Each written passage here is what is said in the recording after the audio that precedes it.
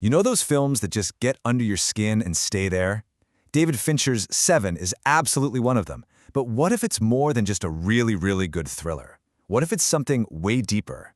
Well, that's what we're going to do today. We're going to peel back the layers on this dark masterpiece and really look at the anatomy of its despair. Right out of the gate, the movie hits you with this one central, brutal question. Everything you've ever learned about the good guy riding off into the sunset? Yeah, throw that out the window. We're about to go on a ride where the entire point might just be the hero's absolute failure. So to really get what makes Se7en tick, we have to stop seeing it as just a police procedural. It's actually something far more specific and way more chilling. Think of it as a neo-noir theological horror. It's using the hunt for a killer as a stage to tell a much bigger, much scarier story about the complete moral collapse of the world. Okay, first up, a modern morality play. The best way to think about this film is like one of those old-school medieval morality plays, you know? The ones designed to teach a big, stark lesson about sin. Except this one isn't set in the old world. It's set right in the grimy, decaying heart of a modern city. The whole structure of the film is a huge clue. Our detectives, Se7en and Mills, they aren't just cops on a case. You gotta see them as travelers, kind of like Dante himself, going deeper and deeper into the circles of hell. The thing is, this hell isn't some fiery pit underground. It's all around them, on every single city street.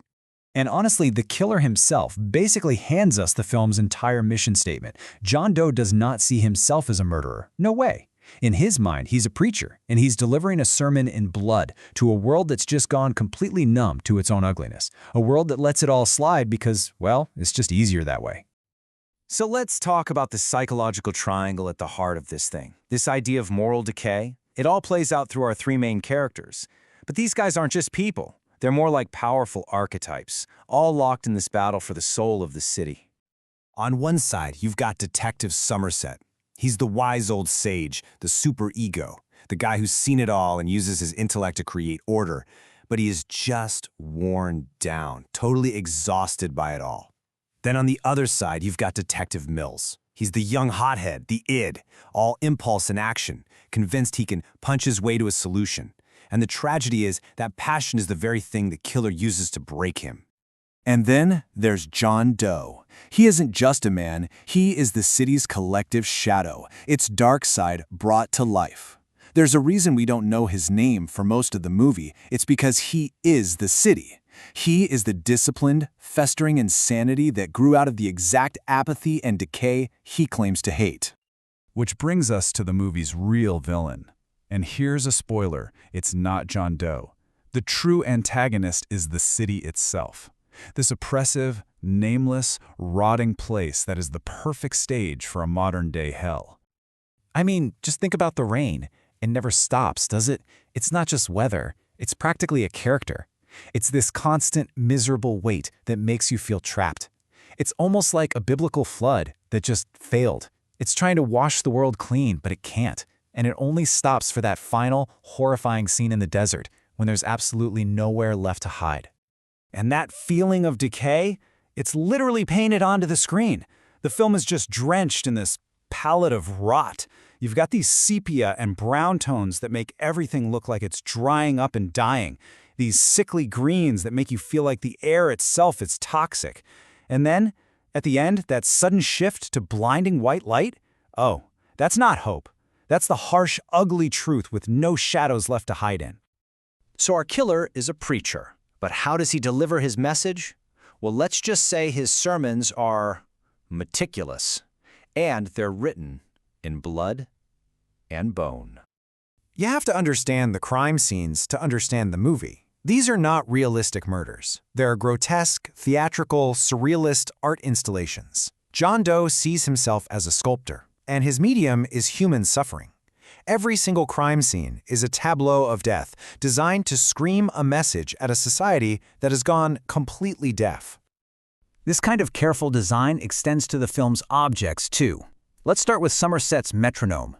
Ever wonder why he sleeps with it, ticking right by his bed? It's his personal weapon against the chaos. In a world of pure noise and random violence, that steady, predictable tick-tock is his desperate attempt to create a tiny island of order. And then we have John Doe's notebooks. My God, those notebooks. Thousands of them. And what they show is the sheer banality of his evil.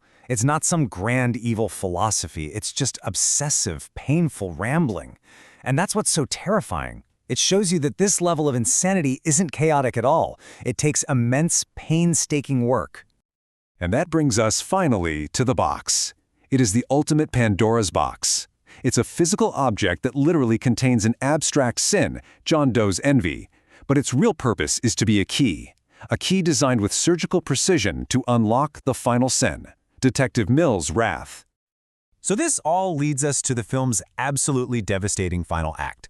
This is the part where the entire hero's story that you've been watching gets systematically and brilliantly torn to pieces. I mean, just look at the chilling precision of his plan. First, he surrenders. Why? Because that way he controls the entire narrative from that point on. Then he confesses to envy, positioning himself as a victim to manipulate them. He literally tells them where to go for the grand finale. It's all a performance, a perfectly calculated show designed to trigger one specific final action. He needs the hero to kill him.